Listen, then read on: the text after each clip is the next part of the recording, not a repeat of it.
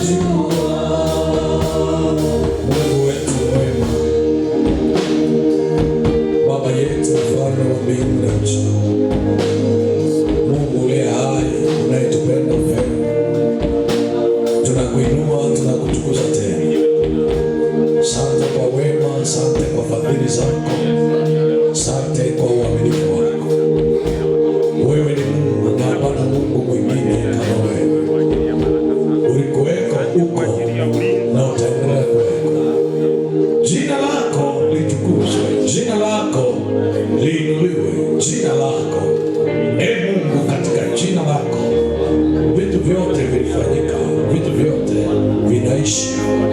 Nasi umetupa neema kuona jioni ya leo.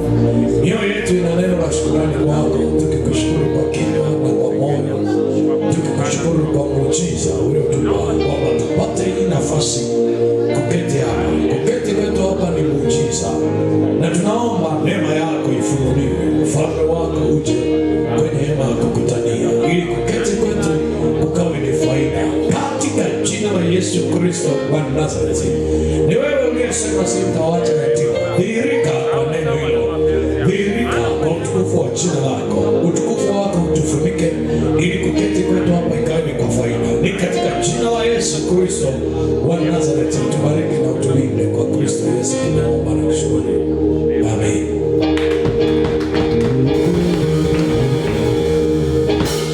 Amen. Mungu akubariki na uketi. Bwana Yesu asifiwe.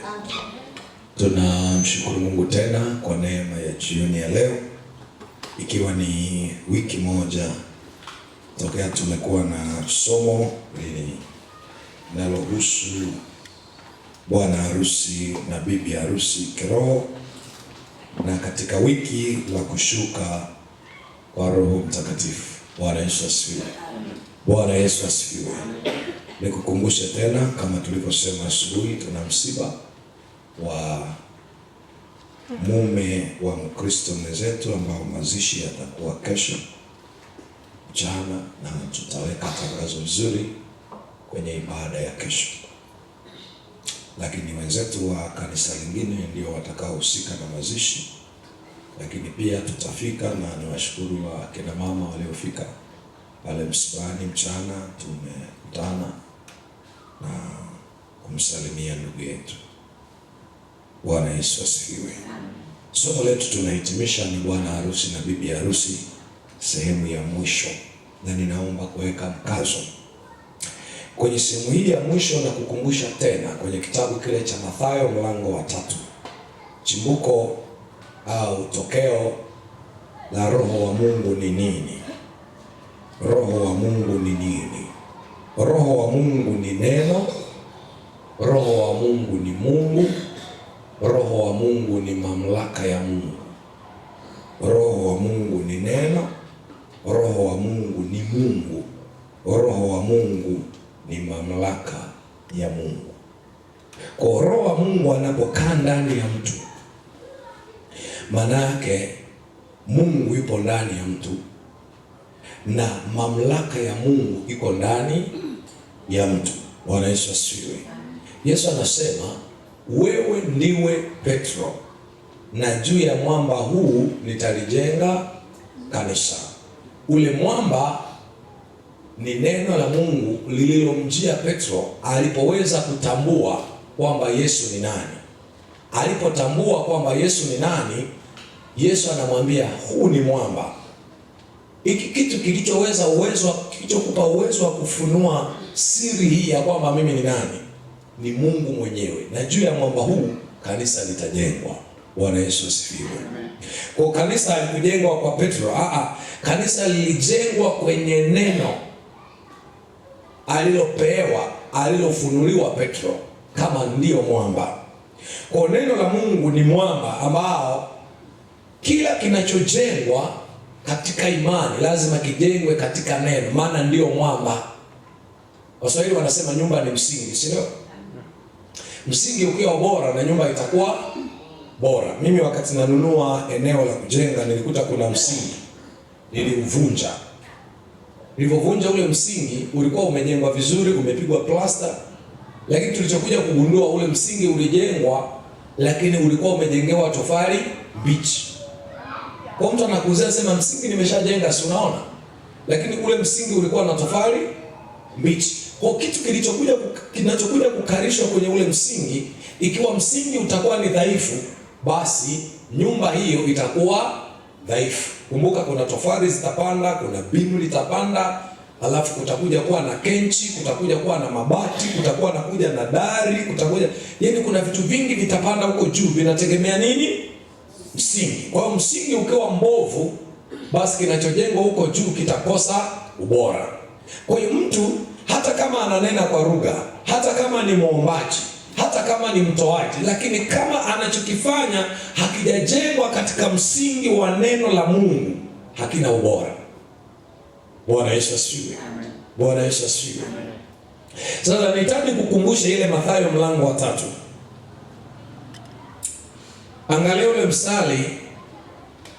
Naomba nisome kuanzia mstari wa 13, lakini mimi nitaka kujikita ule mstari wa 16. Naomba nianzie mstari wa 13.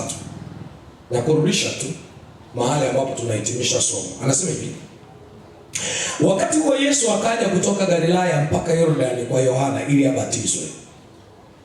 Lakini Yohana alitaka kumzuia akisema, mimi nahitaji kubatizwa na wewe, nawe waja kwangu? Yohana anamkataa Yesu. Kwa nini Yohana anamkataa? Anajua huyu ndiye aliyekuja kutoka mbinguni, ana kitu ambacho mimi mwenyewe nahitaji kukipata. Angalia kinachozungumza mstari wa 14. Lakini wa 15, Yesu akajibu akamwambia, kubali hivi sasa, kwa kuwa ndivyo itupasavyo kutimiza haki yote. Basi akamkubali. Na Yesu alipokwisha kubatizwa, mara akapanda kutoka majini. Na tazama, mbingu zikamfunukia, akamwona Roho wa Mungu akishuka kama hua akija juu yake. Aliona kitu gani? Roho wa Mungu.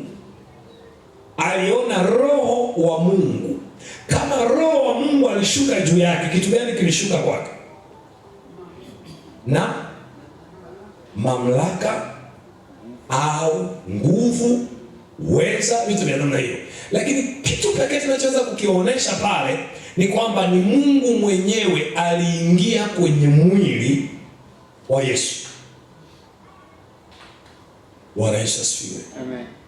Sasa kuna kitu ambacho Yesu anakizungumza kwenye kitabu cha Matendo na Mathayo, anasema hivi: yanipasa mimi niondoke ndipo aje huyo Roho. Mmesoma hapo ka sentence. Kwa nini anasema yanipasa mimi niondoke? Maana yake Roho aliyoko ndani yake, ili aweze kuwaingia hawa, ni lazima aondoke yeye kama mwili, aje kama roho. Amen. Amen. Atoke katika uhalisia ule wa mwili. Niliwahi kusema hapa tabia ya sisi wa Afrika, mtu akifa anageuka kuwa Mungu. Tulizungumza hapa. Yaani mtu sisi akifa anageuka Mungu. Ndio maana tunaenda kutambika makaburini, tunaenda kutoa sadaka, tunamwambia wazee tumekuja, tunajitambulisha. Wameshageuka, wanakuwa nani? Mungu. Na wewe ukienda kuzikwa pale unakuwa Mungu. Sasa wanachozungumza nacho pale ni roho, sio mwili.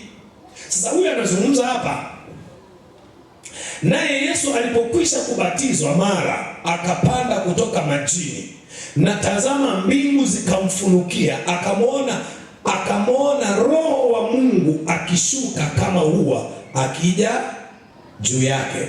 Na tazama, sauti kutoka mbinguni ikisema, huyu ni mwanangu mpendwa wangu ninayependezwa naye. Sasa tumuulize Isaya, wewe Isaya unasemaje?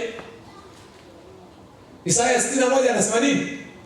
Roho wa Bwana Mungu yu juu yangu, kwa maana ametia mafuta kuwahubiri wanyenyekevu habari njema. Amenituma kuwaganga waliovunjika moyo, sio kuwatangazia mateka uhuru wao, na hao waliofungwa habari za kufunguliwa kwao. Tunayemtafuta hapa ni yule aliyetabiriwa, ambaye akija Roho wa Mungu atakuwa juu yake. Yohana anakuja kutufunulia yule aliyekuwa anamtabiri Isaya ni huyu. Kwa nini unasema ni huyu? Anasema angalia, mbingu zimefanya nini? Zimefunuka, halafu Roho wa Mungu anakuja juu yake, sawa sawa na Isaya alivyosema, Roho wa Bwana Mungu yu juu yangu. Kile kitabu ni cha unabii. Ametabiri kwamba kuna mtu anakuja ambaye Roho wa Mungu atakuwa juu yake, naye atakuwa na kazi ya kuwafungua wafungwa, atakuwa na kazi ya kuwatangazia mateka uhuru. Sasa mateka waliotangaziwa uhuru ni pamoja na wanafunzi wa Yohana. Amen. Msikilize yule mwanafunzi wa Yohana. Anasema watu wote wanamwendea. Uwe na hakika kwamba waliokuwa wanaenda kwa Yesu tayari walishabatizwa na nani? Na Yohana. Kumbe Yohana aliwachukua wale wakawa kama mateka, lakini kiukweli itakiwa wabaki huku. Bwana Yesu asifiwe. Wanabaki kwa nani? Ambaye Roho wa Mungu yu juu yake. Bwana Yesu asifiwe. Mtu ambaye Roho wa Mungu yuko juu yake usishindane naye. Ukishindana na huyo unashindana na Mungu. Mtu ambaye Roho wa Mungu yuko juu yake usishindane naye. Ukishindana na huyo unashindana na Mungu. Wale wanaosoma Biblia mkumbuke Gamalieli alisema nini? Walipowakamata kina Paulo wakawapiga mijeledi, alisema nini? Alisema jamani, hawa watu ikiwa kazi wanaofanya ni ya Mungu itaendelea, lakini kama ni ya wanadamu itafanyaje? Itakufa. Maana tusije kwa tunashindana na Mungu. Kitu gani nataka kujaribu kuona hapa? Roho wa Mungu anaweza kawa ndani yao. Kama Roho wa Mungu yuko ndani yao, maana yake mamlaka ya kimungu iko pamoja na wao. Kwa kama mamlaka ya kimungu iko pamoja nao, tukishindana nao sisi ndio tutaumia. Bwana Yesu asifiwe. Bwana Yesu asifiwe. Kwa Mungu anafanya kazi ndani yetu kwa neno lake. Amen. Bwana Yesu asifiwe. Na kukumbusha tena, Mungu ni roho, anafanya kazi ndani yako. Aliye na Roho wa Mungu ana Mungu. Aliye na Roho wa Mungu ana nguvu. Aliye na Roho wa Mungu ana tabia ya kushinda, hana tabia ya kushindwa, kwa sababu tabia ya Mungu ni mshindi tokea mwanzo. Amen. Msikilize kule kwenye Mwanzo 37 anasema nini? Kwa kuwa umeshindana nawe umeshinda. Mungu anatafuta mshindi. Sikiliza kwenye Ufunuo kule anasemaje? Yeye ashindaye nitampa maana iliyositirika, maana iliyofichwa mahali pasiri. Lakini pia anasema yeye ashindaye nitampa jiwe jeupe. Lakini pia anasema yeye ashindaye nitampa fimbo ya dhahabu. Bwana Yesu asifiwe. Fimbo ya dhahabu anapewa mshindi. Na ndio maana hata mtu kwenye uchaguzi wa uaskofu sasa hivi anapewa yoyote, hata wauni wanapewa.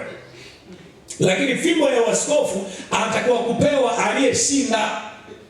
Yaani kunakuwa na uchaguzi hivi hapo anashinda, huyo ndio anapewa fimbo. Sasa hivi mimi mwenyewe nikilala kesho nikiamka nachonga, sijashindana na yeyote. Fimbo ya dhahabu anapewa mshindi. Na ndio msikilize Esther. Anasema hivi, maana fimbo ya dhahabu hanyoshewi ambaye hajaalikwa. Lazima niwe nimealikwa, mfalme aninyoshe fimbo. Fimbo ya dhahabu ni fimbo ya mamlaka. Alafu msikilize sasa, mbele anasema hivi, ambaye atawachunga watu wangu kwa upole. Ndipo narudi kwenye Zaburi 23. Huyo anaitwa nani? Mchungaji mwema. Ambaye ni nani? Ni Yesu Kristo. Alishinda nini? Alishinda kifo na mauti. Amen. Bwana Yesu asifiwe. Tutakuja kuangalia maana ya kifo na mauti huko mbele. Lakini ninachotaka uweze kuangalia ni Roho akamwona Roho wa Mungu akishuka juu yake. Na tazama sauti kutoka mbinguni ikisema, huyu ni mwanangu mpendwa wangu ninayependezwa naye. Hapa anaishia hapa.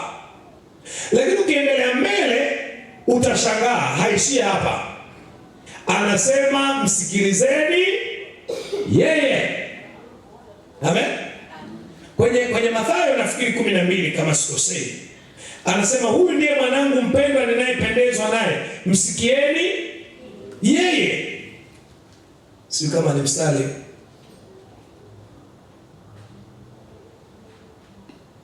Mstari wa 18 naomba nisome. Mathayo 12 mstari wa 18 anasema hivi: tazama mtumishi wangu niliyemteua, mpendwa wangu, moyo wangu umependezwa naye, nitatia roho yangu juu yake, naye atawatangazia mataifa hukumu. Huyu ni nani? Ni Mungu mwenyewe, ambaye roho yake itaingia ndani ya mtu. Huyo mtu mwili alikuwa ni nani? Ni Yesu. Amepewa vitu viwili: kutangaza hukumu. Wale wanaokumbuka asubuhi tulisoma kwenye Injili ya Yohana na Injili ya Mathayo 23, Yohana mlango wa 9 na tukasoma Yohana mlango wa 11. Anazungumza, anasema nimekuja kwa hukumu. Kwa nini anakuja kwa hukumu? Kwa sababu neno la Mungu limo ndani yake. Bwana Yesu asifiwe. Bwana Yesu asifiwe. Kwa hiyo nilichotaka wewe kuona ni namna ambavyo Mungu anatia neno ndani ya mtu ambayo ni roho yake. Kwa hiyo wale waliokuwa hekaruni wamejifungia, wale wanafunzi wakajazwa nguvu ya Roho Mtakatifu, wakaanza kunena kila mtu kwa kadiri Roho alivyowajalia. Maanake ile nguvu iliyokuwa inawasukuma kunena alikuwa ni nani? Ni Mungu mwenyewe. Mungu alitaka jambo lake lijulikane. Sasa linajulikanaje? Aliwavaa wale watu wakaanza kuongea kwa kila lugha. Martin Luther alikuja kutafsiri Biblia, akasema Biblia iende kwa mataifa kwa lugha zao.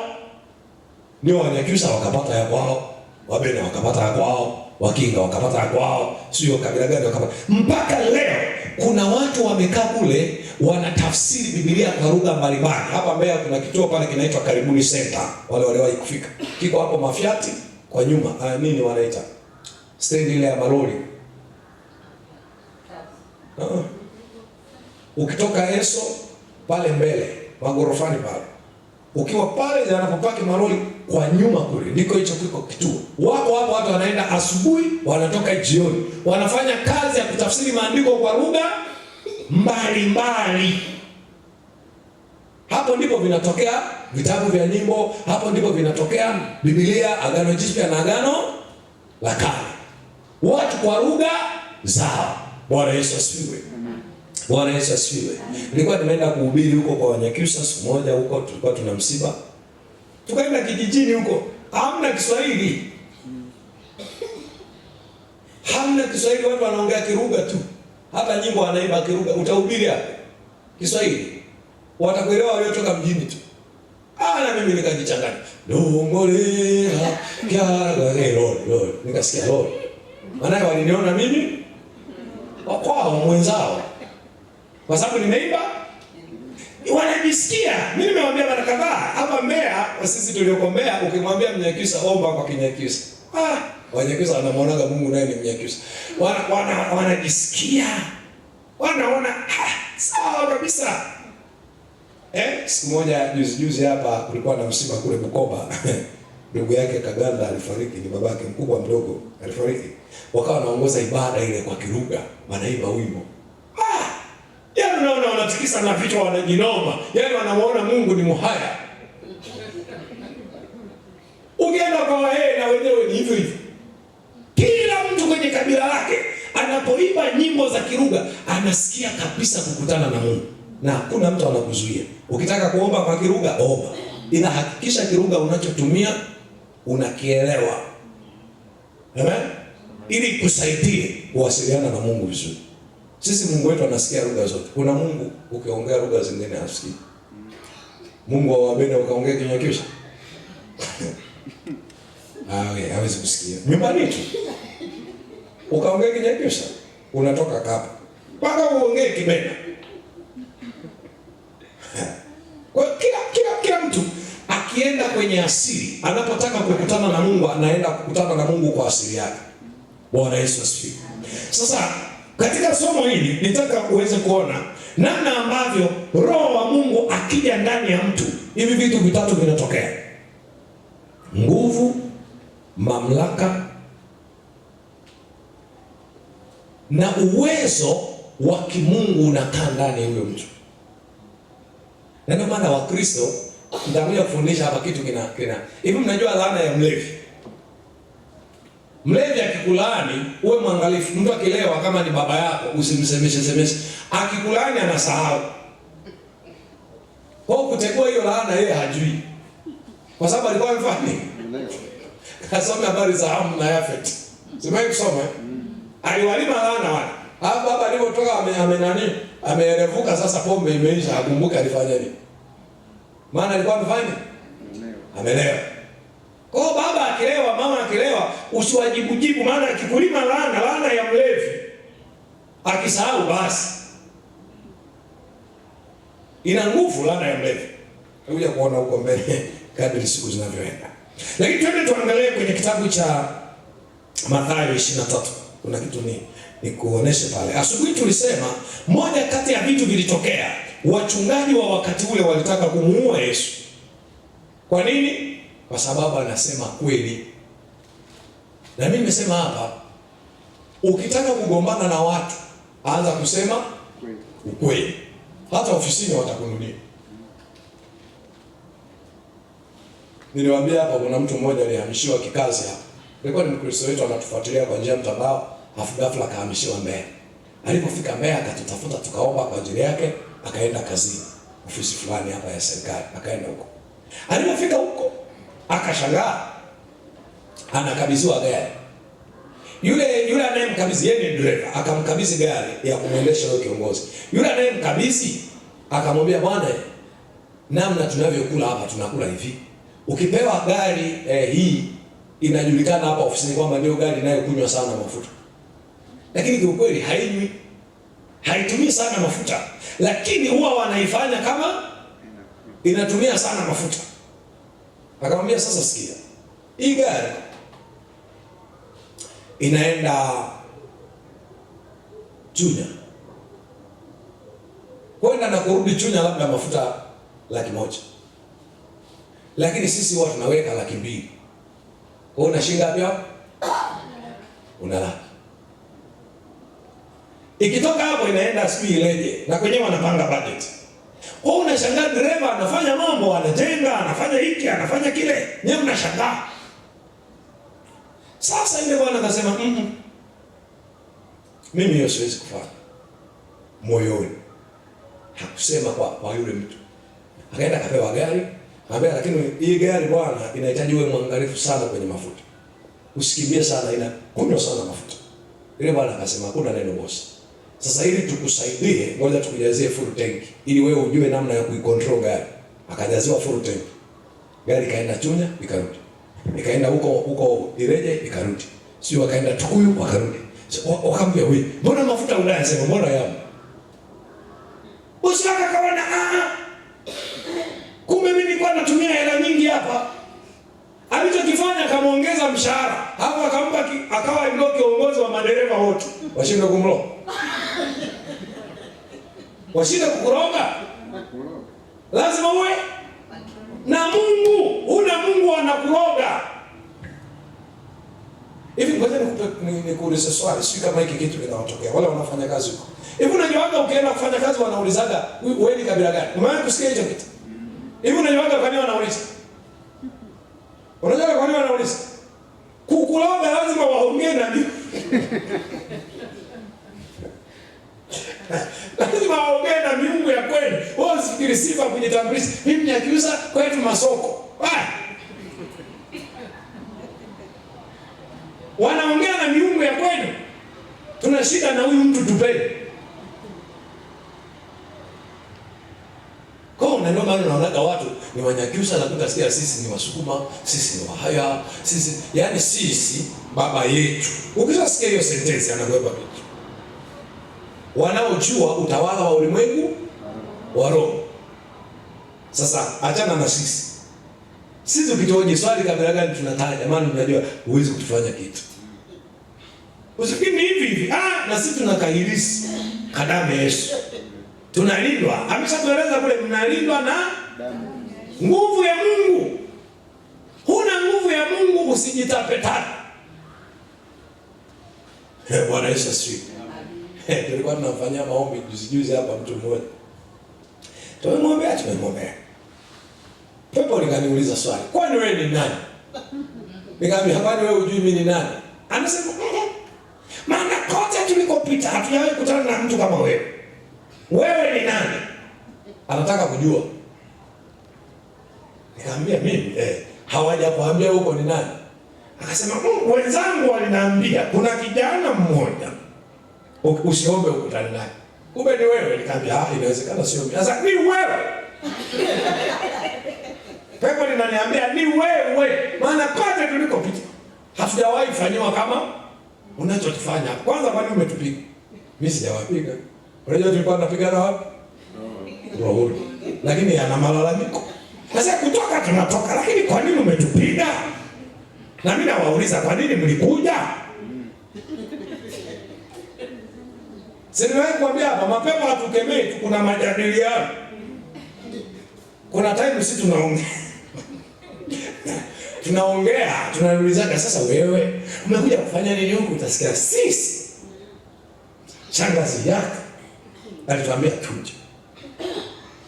Yeye mwenyewe alimpa hela shangazi.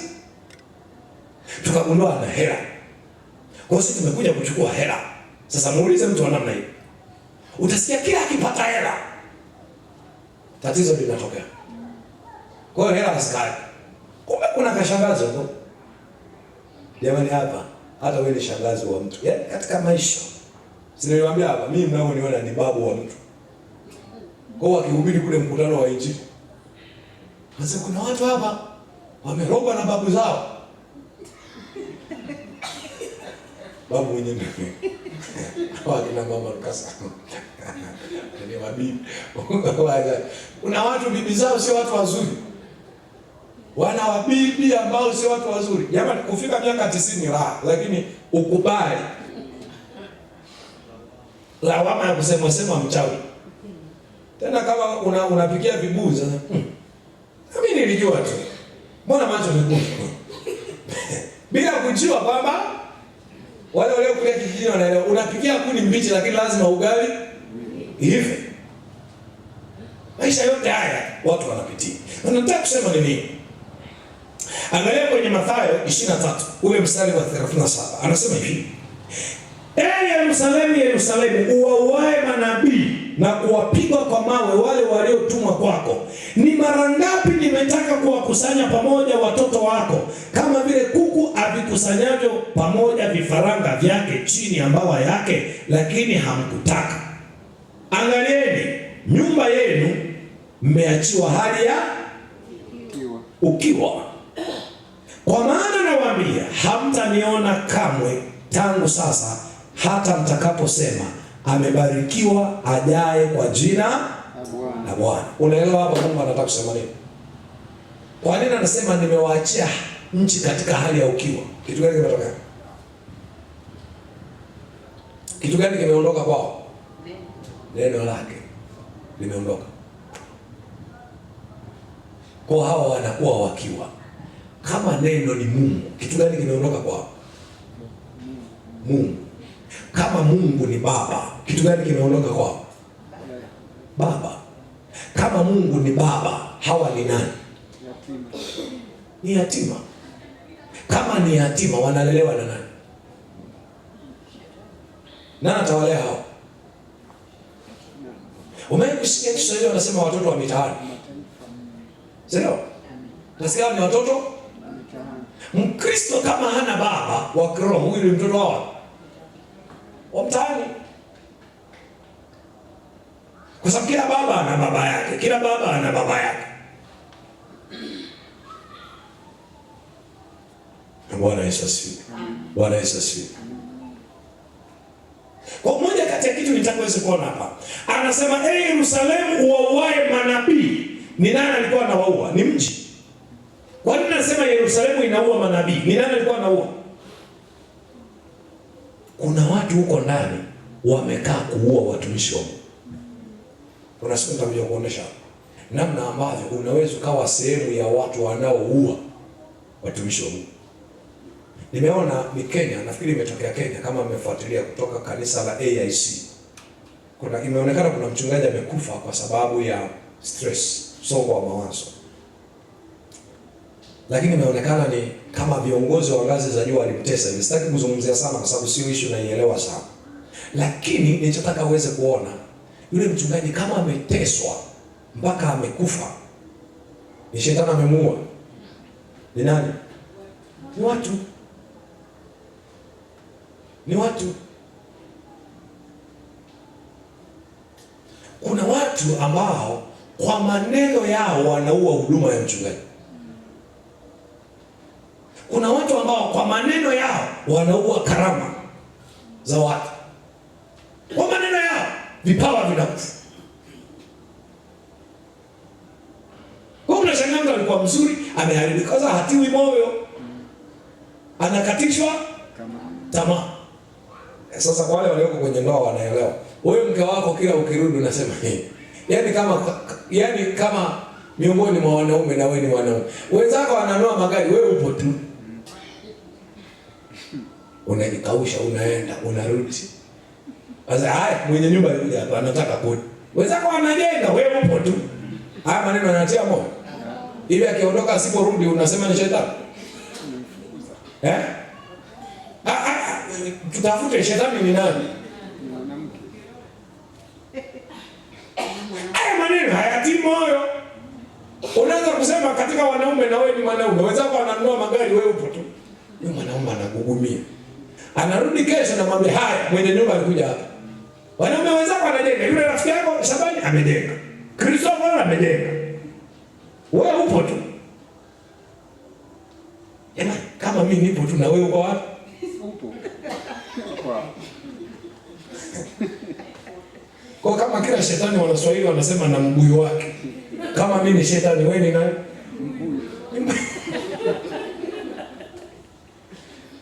Tuache kusemana, tutunzane mioyo. Maneno anayoongea mwanamke kwa mume wake yanaua saikolojia yake.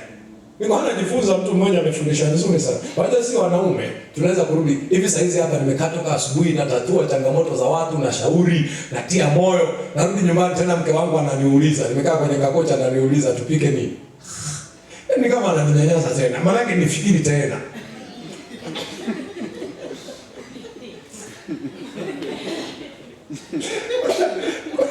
Kuna wanaume wanapenda hiyo kuulizwa nipike nini, hapo anasema mimi nimeshaelewa kula kilichopo. Lakini kuna maisha ya ndoa wanataka ule unachotaka. Mimi nimeshatatua matatizo ya watu, kwa hiyo nikirudi pale nikiuliza tena tupike nini? Yaani naona yeye bado tatizo, niko ofisini. Nataka nifikiri tena. Nifikiri tena nitafute jibu la kuweka hapa. Yaani kuna vitu. Sasa nazungumza hapa namna unavyoweza kutumika kuua mtu au kuua nafsi ya mtu kwa sababu ya maneno. Huyu mwanaume anapambana huko mtaani, hajapata hela ya kujengea nyumba. Usimfananishe. Unajua sasa hivi huko mtaani wanasema afadhali yule mama mjane. Yaani tokea mume wake amekufa amejenga. Kwa hiyo nataka kusema alikuwa anazuia. Na wewe kama Mungu akipenda. Wewe ndio ili fanye. Kama unajua kama unataka kwenda nenda tu. Lakini maisha haya ni matamu. Yana changamoto. Mafuta yanapanda bei. Lakini unapanda haraka. Kuna nimesoma kibonzo kimoja amemwambia hivi, wewe pombe hujaacha? Anasema sijaacha, ni kama utamaduni. Anamwambia hujui kwamba pombe inakuua polepole? Anasema kwani nani amesema anataka kufa haraka?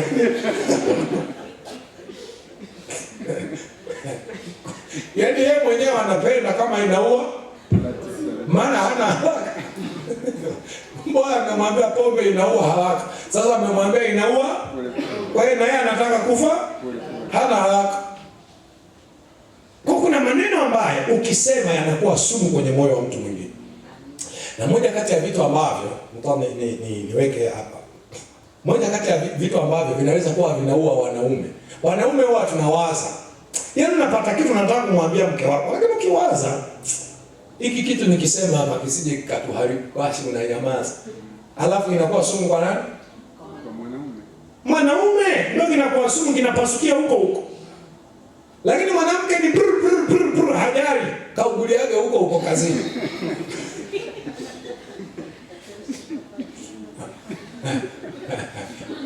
Kazini bosi mkali. Nyumbani mkali. Kwa unaenda kuangalia bao lenyewe hujui kucheza, ni kuangalia tu. Wanaosema kwa kete hii ili muda uende. Kwa sababu huna kwa kwenda. Ukirudi pale unanyosha miguu sasa.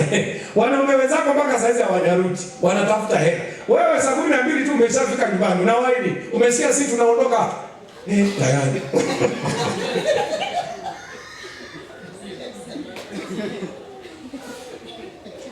Kitu gani?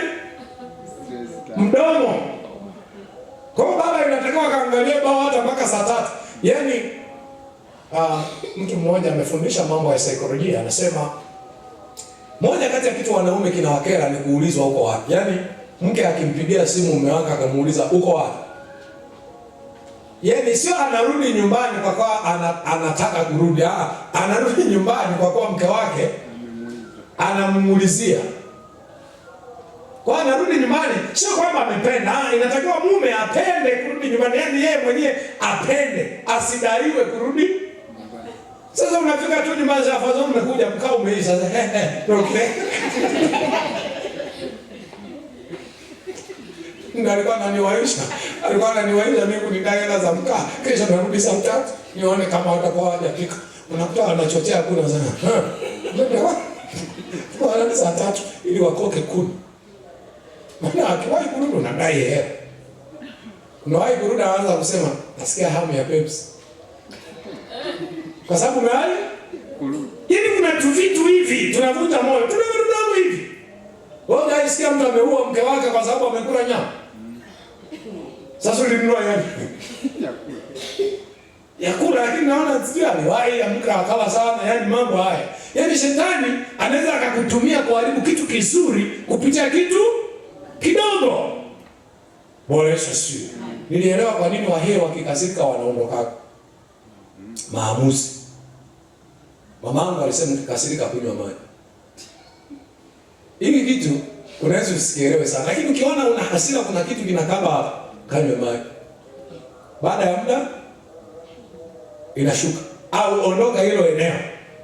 Baada ya muda unakuwa sawa. Lakini kwenye mambo ya kiroho, vita ya kiroho iko rohoni, usilete ujuzi wa mwilini. Bwana Yesu asifiwe. Bwana Yesu asifiwe. Huyu anasema Yerusalemu, Yerusalemu, uwauae manabii. Aliwaua kiroho, kimwili?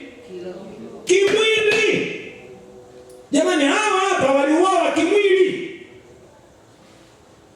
Wamekufa.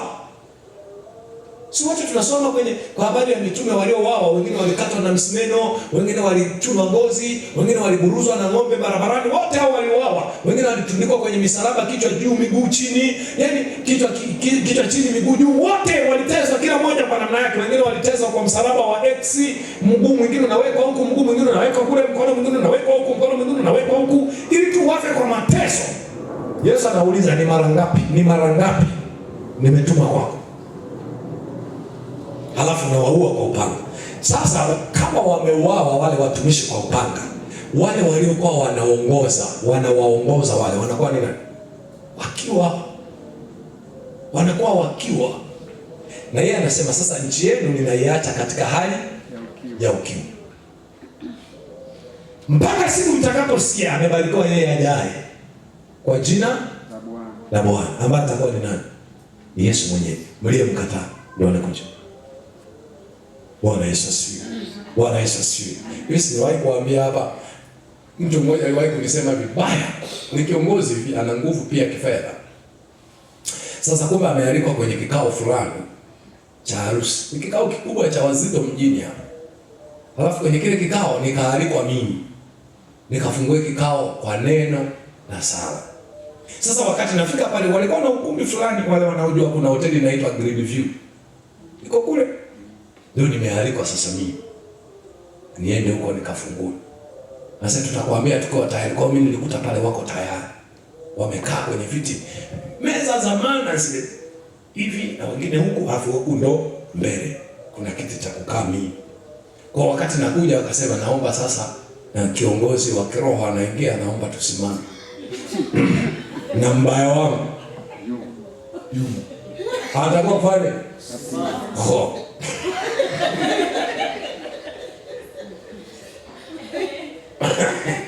Akaambia apige makofi kumtia moyo.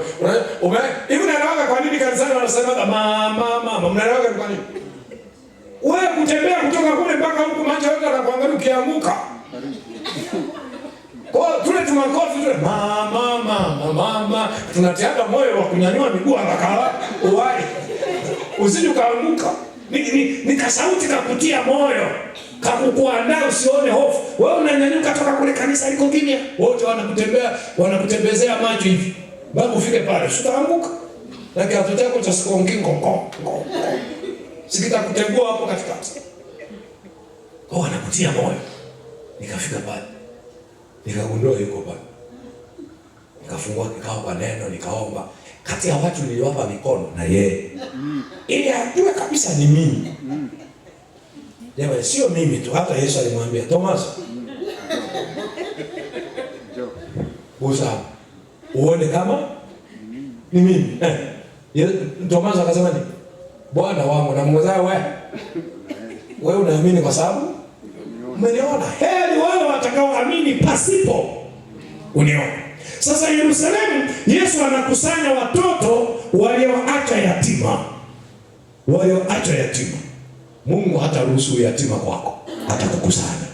Mungu hata ruhusu watoto wako wawe yatima, atawakusanya. Yeye atakuwa ndiye baba yao.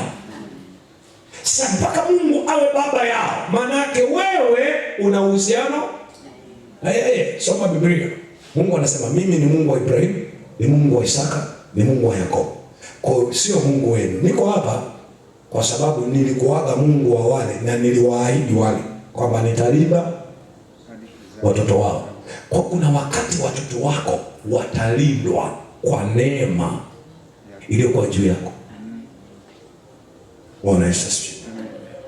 Hawa watu wa Israeli, lile taifa la Israeli la Kiyahudi linaweza kuwa linatembea kwenye neema tu. Walishagombanaga na Mungu kitambo. Ila kwa ajili ya ahadi ya Mungu, Mungu bado anawalinda kwa sababu ya Ibrahim, Isaka na Yakobo. Mungu anawalinda. Lakini wao wenyewe wamepotoka. Tunaweza kukaa hapa kanisani na watoto wetu wamepotoka huko, lakini wakawa wanalindwa. Mungu akikuangalia wewe, analinda watoto wako. Amen. Bwana Yesu asifiwe. Tunakumbuka habari za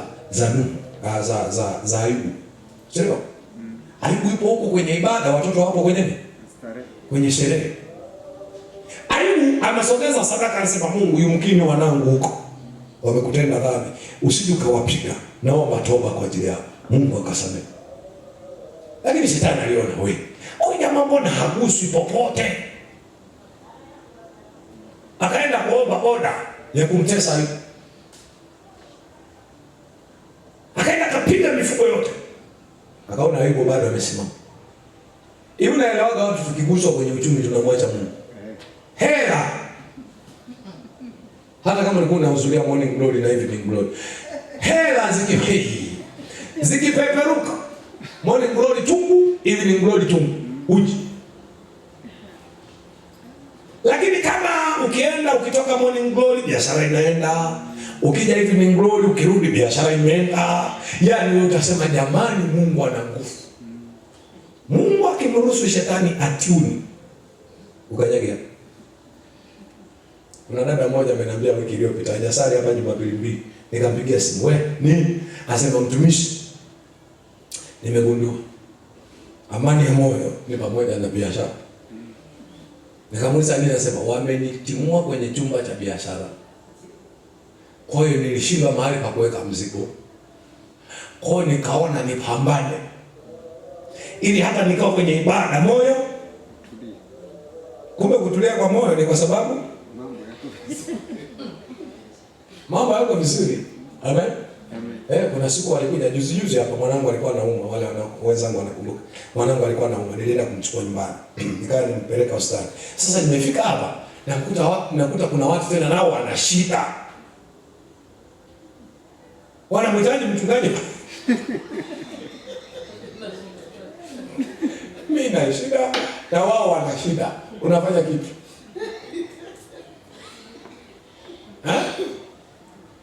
Nikamwambia yule mama, wewe beba mtoto. Yule mama Esther kabeba mtoto ili niwahudumie hawa, maana hawataelewa. Nikawahudumia hawa, tukaelewana, wakaenda. Nikabeba mwanangu nikaenda. Sasa kitu nataka kusema hivi, Mungu unapomwabudu katika roho na kweli, analinda na mifumo yako. Amen. Ili kuhakikisha iko salama, ili amani ya moyo wako ikae vizuri na yeye. Bwana Yesu asifiwe. Wanisome mstari mmoja afu tuweze kuomba. Angalia kwenye Mathayo 12. Angalia kwenye Mathayo 12. Naomba nisome ule mstari wa 28 hadi wa 32. Anasema hivi. Lakini mimi nikitoa pepo kwa roho wa Mungu. Unasikia kitu anazungumza? Lakini mimi nikitoa pepo kwa roho wa Mungu, basi ufalme wa Mungu umefanyaje? Umekwisha kuajilia. Basi mimi nikitoa pepo kwa roho wa Mungu, anataka kusema nini? Mimi nikitoa pepo kwa neno la Mungu. Kumbuka anasema hivi, maana ninyi pasipo mimi. Pasipo nini? Mimi. Huyo mimi ni nani? Neno.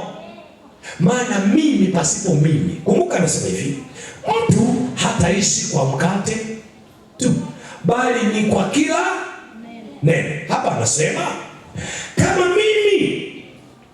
mimi nikitoa pepo kwa roho wa Mungu, basi ufalme wa Mungu umekwisha kuajilia.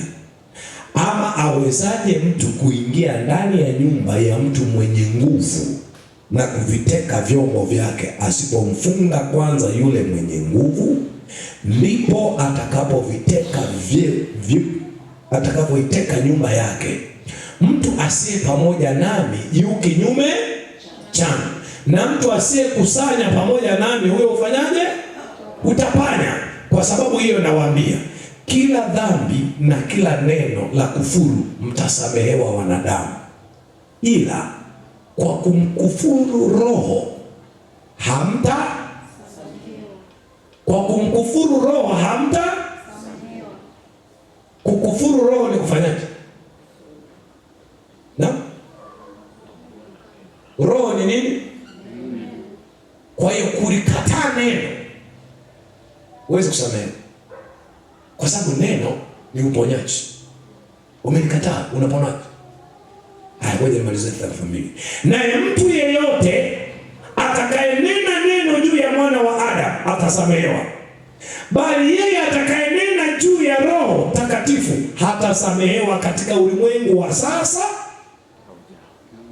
wala katika ule. Unasikia maneno? Hata kueleza upekee wa Roho wa Mungu ni Mungu mwenyewe. Ukilikataa neno umemkataa Mungu. Anasema unaweza ukamkufuru Yesu, lakini usikufuru neno, kwa sababu ukimkufuru Yesu au ukimkataa Yesu unaweza kusamehewa, lakini ukilikataa neno, ukimkataa Mungu, usamehewi hapa saa hii, hata katika ufalme wa Mungu ule ujao, kwa sababu mwenye ule ufalme ni huyu uliyemkataa hapa. Amen. Siliwahi kuambia kuna mtu alinikanyaga kwenye daladala na nikamwambia bwana, umenikanyaga. Sema nimekukanyaga wapi? Akawa mkali. Nikamwambia basi bwana, isiwe ugomvi sasa. Kama mnaona ni kero kupanda daladala, nunueni magari ya kweli. Huko kwenye daladala kukanyagana ni jambo la kawaida. Unalalamika nini? Mimi sasa ni mtumishi wa Mungu, natakiwa niwe kimya. Lakini kweli amenikanyaga. Kumbe yule mtu anatokea Iringa huko Ilula, mtoto wake alipataga kipaimara huko. Sasa amekuja kufuatilia cheti. Na anayekuja kumfuata cheti, huyo mtu atakayempa cheti ni nani? Ni mimi. Aliyenikanyaga? Unaelewa ugumu wa kuingia hiyo ofisi?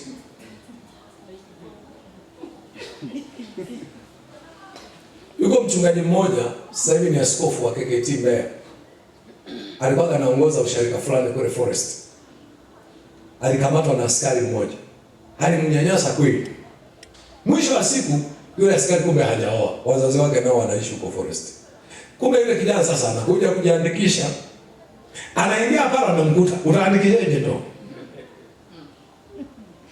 Umewahi kunawa bila maji?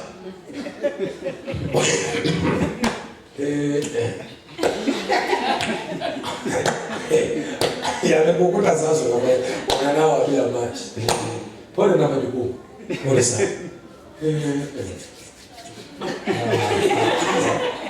Yamekukuta sasa unafanya. Funza kuishi na watu. Maana utajua utakutana nao wapi. Bwana Yesu asifiwe. Neno la Mungu likushape ili uwe tayari kuishi katika mazingira yeyote. Nilikwambia ukiwa umeokoka wewe unaishi popote. Ila ukiwa na kailizi hapa lazima uchague pa kuishi. Maana unaweza kwenda kuishi kumbe kuna wataalamu kuliko wewe. Watakupiga vichoni. Lakini ukiwa na Yesu wewe unaishi popote. Sumbawanga unaishi. Mwanza unaishi. Arusha unaishi. Mbeya unaishi. Kwa sababu unatawaliwa na nguvu za Mungu. Naomba usimame. Omba Mungu alinde maisha yako, alinde watoto wako, alinde haki zako. Kwa kuwa una mbegu ya Mungu ndani yako. Naomba Mungu alinde madhabahu ili isiache kutupa maarifa. Kumbuka nasema. Atajifunua katika kusanyiko. Na sisi tunakusanyika hapa. Akigoma kuja hapa, kukusanyika kwetu hakuna faida. Nenda mbele za Bwana. Mungu uliye hai, Baba yetu mwema, tunakuinua kwa ajili ya jioni ya leo ambayo umetupa. Unaposisitiza kwa njia ya Yesu Kristo namna ya kulitii neno lako na kulifanya neno lako likae kwa wingi ndani yetu. Hatuwezi kuelewa neno lako kama Roho wako asipojifunua kwetu kama vile ambavyo Bwana umetukusudia. Mungu uliye hai, ufalme wako uje kwenye hii madhabahu. Umsaidie yule mama, umsaidie yule baba, umsaidie yule kijana, umsaidie kila mtu anayetafuta uso wako. Mungu akakuone. Ninasimama kinyume na kila falme na mamlaka za giza, vinyamkela na idara zote za kipepo. Ninaangusha kila utawala wa nguvu za giza unaojiinua kinyume na mapenzi yako. Ninatamka kwenye hii madhabahu, Baba, katika jina la Yesu Kristo wa Nazareti, ninapinga kila roho zinazojiinua kinyume na mapenzi yako ndani ya yule mama, ndani ya yule baba, ndani ya yule kijana, ndani ya kila mtu anayetafuta uso wako. Kimya kubwa, yule mama akuone, yule baba akuone, yule kijana akuone, na neno lako lithibitike. Tunza maisha yao ya imani. Wamekuja kwenye hii madhabahu kutafuta uso wako, na kwa ajili ya Mungu kawaonekanie. Ninanyunyiza damu ya Yesu kutoka utosi mpaka wale miguu. Kama kuna magonjwa yalikuwa yananyemelea miili yao, kama kuna magonjwa yalikuwa yananyemelea familia zao, kama kuna magonjwa yalikuwa yananyemelea watoto wao, tunanyunyiza damu ya Yesu ipite. Damu ya Yesu ipite, damu ya Yesu ipite, damu ya Yesu ipite. Tembea na nguvu zako kwa ajili ya mama, kwa ajili ya baba, kwa ajili ya kijana, mpaka kwenye miji yao, mpaka kwenye malango yao. Tunalituma neno lako kwa ajili ya wagonjwa walioko hospitalini na majumbani. Lipite likawa uponyaji. Ponya walio wadhaifu wa miili, ponya walio wadhaifu wa miguu, ponya walio wadhaifu wa vifua, ponya walio wadhaifu wa matumbo, ponya walio wadhaifu wa uti wa mgongo. Rudisha viungo vilivyopata shida, ponya mifupa na mishipa katika jina la Yesu Kristo wa Nazareti. Ninaachilia nguvu, ninaachilia uweza. Damu yako Kristo ikanene mema kwa ajili yao. Damu yako Kristo ikanene mema kwa ajili yao. Ninawatangazia baraka jioni ya leo. Watu hao wanapotoka, wafunike kwa moto, wafunike kwa damu yako. Ninachilia nguvu ya Roho Mtakatifu ipite, iwasaidie mpaka nyumbani mwao, iwasaidie mpaka malangoni mwao, ikawafunike kwa damu ya Yesu, katika jina la Yesu Kristo wa Nazareti. Ninaachilia moto na nguvu zako Mungu, kawafunike watoto wako. Tunapotoka hii madhabahu, tutembee katika uwepo wako. Wafunike watu hawa asubuhi, mchana na jioni, na madhabahu hii endelee kuachilia neno la uponyaji kwa ajili ya nafsi zetu na kwa ajili ya watoto wetu, katika jina la Yesu. Ninaomba malaika zako waendelee kupanda na kushuka kwenye hii madhabahu wakituhudumia. Tunaweka wakfu ibada ya kesho kwa ajili ya huduma zitakazofanyika. Wabariki watakaoipania madhabahu, zibariki kwaya, wabariki watu wako wanapotoka mashariki na magharibi, ikawe ni kisima cha uponyaji katika jina la Yesu Kristo wa Nazareti. Kila maroho ya kuzimu tunainyamazisha kimya, tunapinga kila falme na mamlaka za giza. Tunainua mbingu za mahali hapa ziwatetee watu wako, waingiapo na watokapo, watembee katika neema, heshima na utukufu ni kwako. Ni katika jina la Yesu Kristo wa Nazareti tunaomba na kukushukuru, amen. Mungu akubariki, Mungu akulinde, akutunze kwa sadaka ya muda wako uliotoa kuwa hapa. Na nikukumbusha tu kwamba kesho asubuhi saa 12 hatutakuwa na ibada. Ni Jumapili, ibada yetu itaanza saa 1:30. Kuna baridi lakini wai. Amen. Amen. Wai, Mungu akupe kibali, mtie moyo na mwingine wa kuwai ili tuweze kumwabudu Mungu kwa furaha. Niwatakie usiku mwema na Mungu awabariki. Amen.